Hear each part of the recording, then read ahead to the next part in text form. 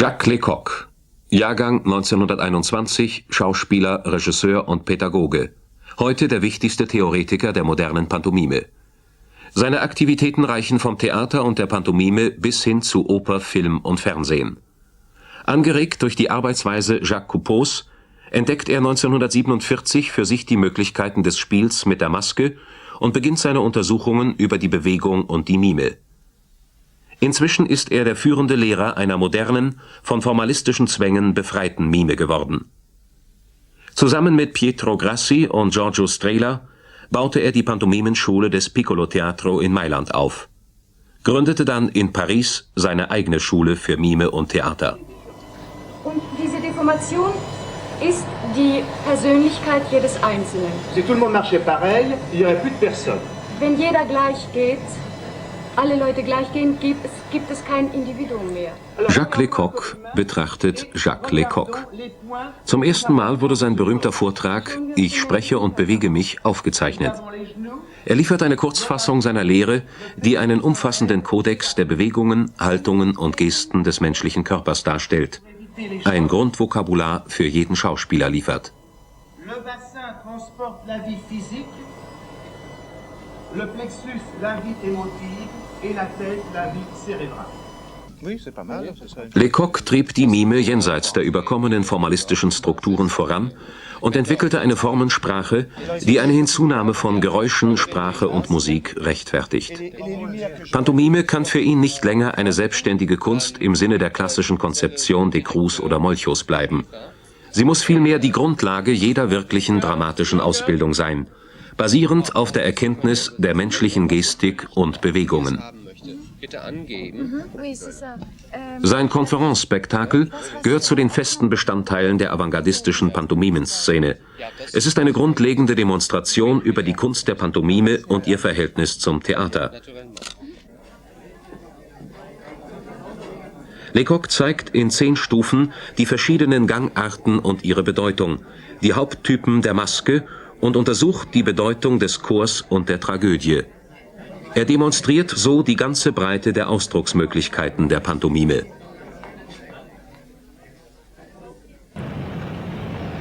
Paris, 15. Bezirk, Rue La Cantigny, 45. Versteckt zwischen neu errichteten Hochhäusern hat die Schule Lecoq im Altbau einer bretonischen Mission ihre provisorische Unterkunft gefunden. Schüler aus 22 Nationen studieren hier. Innerhalb von 3 Jahren können sie mit jährlichen Zwischenprüfungen ihr Diplom erwerben.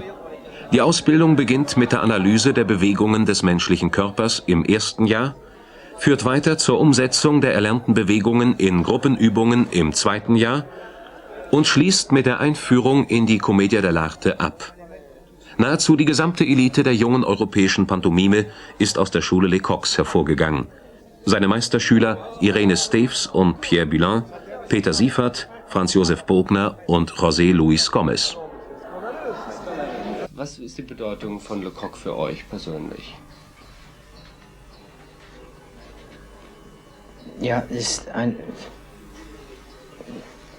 er bedeutet uns sehr viel, weil wir eigentlich alles von ihm gelernt haben. Ich meine, dass er mich zum Beispiel, für mich war es ganz eindeutig, weil ich komplett verformt in die Schule kam. Und er hat mich einfach, hat mir Türen aufgemacht, die ich nie ahnte, dass die überhaupt bestehen, für mich. Sie haben bei Jacques Lecoq ein Jahr studiert. Ja. Für wie wichtig halten Sie ihn in der modernen Pantomime? Ja, man kann ihn überhaupt als den Vater der modernen Pantomime bezeichnen, nicht also als den Schöpfer der modernen Pantomime durch. Inwiefern? Was hat er Besonderes gemacht? Ja, er hat erstmal die traditionelle Pantomime, die orthodoxe Pantomime aus ihren verschiedenen Korsetts befreit. Und das ist schon also eine sehr große Leistung.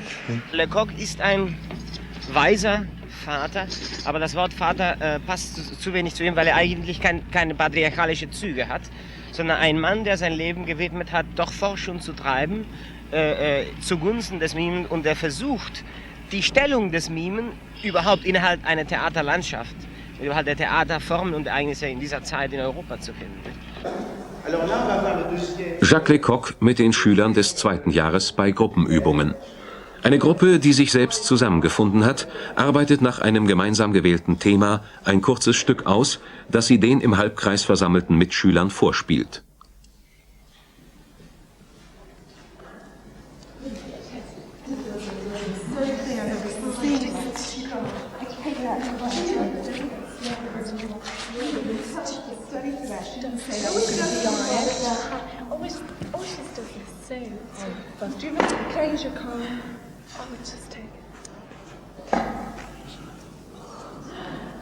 Hey, do you have any black eyeliner? I only have brown. Yeah, I have some. Suzanne? Yeah. Can I copy your French homework? I'm sorry, I promise I'll do it all next week. Can I, please? Okay, yeah, oh, I didn't do it either. Let me see it. Where's that? Wait.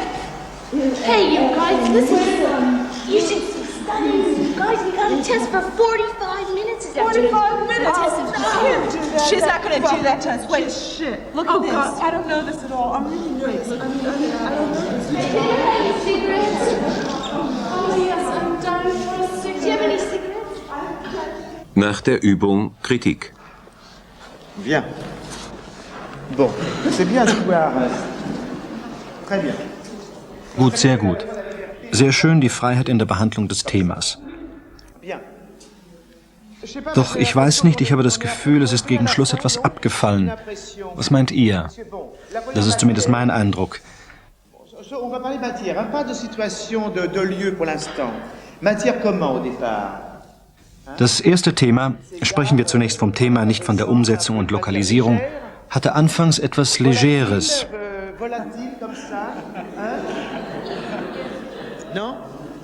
All diese Damen, die sich doch zurechtmachten, das war etwas sehr Leichtes, Flüchtiges, war sprudelnd wie Mineralwasser, war prickelnd.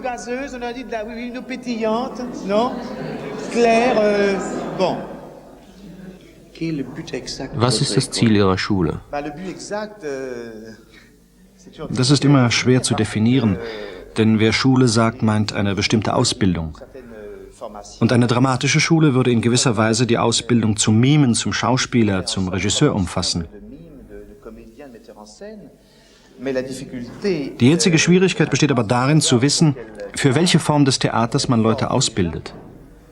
Wir beschäftigen uns hier im Grunde vielmehr mit der Dynamik des Lebens, damit das Lebendige zu untersuchen, ohne uns zu stark an einer bestimmten Theaterform zu orientieren, in der Hoffnung, dass aus unserer Arbeit neue Formen entstehen können. Denn alle Erfahrung beruht auf dem Erkennen des Lebendigen durch den menschlichen Körper. Um lebendige Verhaltensweisen sichtbar zu machen, benutzt Lecoq auch Masken. Ihre 3 Hauptformen: neutrale Maske, Ausdrucksmaske und Masken der Commedia dell'arte. Er hat Charaktereigenschaften. Un grand étage sensible par rapport au front, par le nez. Sensibel. Et nous pouvons jouer ce masque de 2 manières différentes, soit en direct, en essayant de nous identifier au personnage. Wir können diese Maske auf 2 Arten spielen, indem wir uns mit ihr identifizieren. Soit en indirect, en luttant contre le personnage. Oder indem wir gegen den Charakter kämpfen. C'est-à-dire, il peut être, par exemple, un caractère très orgueilleux. Er kann zum Beispiel sehr stolz sein.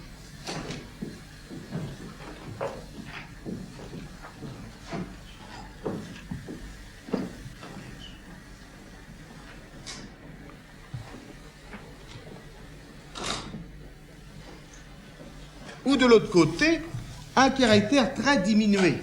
Oder auf der anderen Seite, gegen den Stolz, ein verkleinerter Mensch.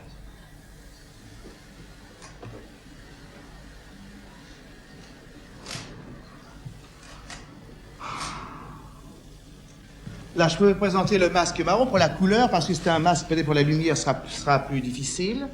Alors ça, c'est un masque neutre. Das ist die neutrale C'est-à-dire Maske. qu'il n'a aucune expression au départ. Sie hat am Anfang keinen Ausdruck.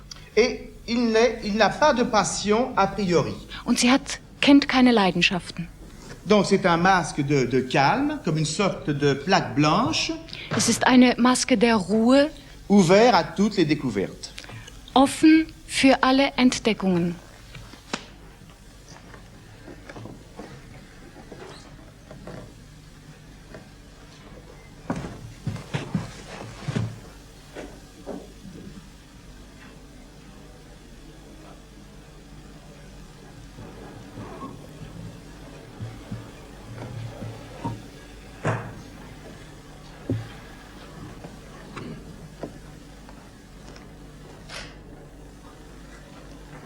Et lorsqu'on joue un masque, on s'identifie à ce masque. Wenn man mit einer Maske spielt, identifiziert man sich mit ihr. Nimmt man sie dann ab, so befindet man sich theoretisch auf einer Ebene mit ihr. Der Zustand, den ich empfinde, ist ein Zustand der Ruhe, der Entspannung, der Entdeckung. Das Konferenzspektakel ist stets der Auslöser erbitterter Streitgespräche. Ob in Prag, Berlin, Zürich oder hier in Wilhelmsbad. Immer wieder werden die Lektionen Lecoqs zum Diskussionsforum der Pantomimenfestivals. Er ist der beständigste Provokateur der modernen europäischen Pantomime. Seine Ansichten über die Zusammenarbeit der Mime mit allen anderen Künsten geht den Vertretern der klassischen Schule entschieden zu weit. Mit seiner Theorie, dass in der Kunst nicht nur die Qualität, das Wie, sondern vor allem der Inhalt, das Wohin das Entscheidende ist, steht er in unüberwindbarem Gegensatz zu Marcel Marceau und Sami Molcho. Er meint, dass selbst schlecht vorgetragene Stücke von starker Aussagekraft mehr zum Fortbestand der modernen Pantomime beitragen, als noch so virtuos gestaltete Gärten voller ewig wiederkehrender Blumen, Schmetterlinge und Liebespaare. Monsieur Lecoq, betrachten Sie die Mime pure, die reine Mime, als eine Kunst für sich, oder glauben Sie, dass sie nur das Vokabular liefert, das nachher von jedem Schüler auf seine Weise gebraucht werden kann? Ich glaube, dass die Mime in einem gewissen Augenblick der Geschichte reine Mime sein kann. Man kann sehr gut, ganz alleine, ohne alles, ohne Requisiten Mime machen. Das ist möglich. Aber ich glaube auch, dass jeder Mime eine eigene Persönlichkeit hat. Das heißt, man kann äußerst verschiedene Stile haben. Es gibt nicht nur einen Mime-Stil, es gibt so viele Stilarten, wie es Personen gibt. Man hat hier sehr viel von einer Politisierung der Pantomime gesprochen. Glauben Sie, dass die Pantomime ein politisches Mittel sein kann?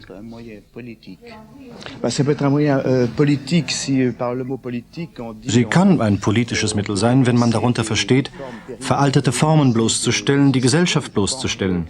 In diesem Sinn kann sie auch ein politisches Mittel sein. Aber dieses politische Mittel wird erst interessant, wenn es im Grunde hinter dem Wort Politik wie hinter dem Wort Religion Beziehungen zu Menschen herstellt. Denn es ist der Mensch, um den es geht.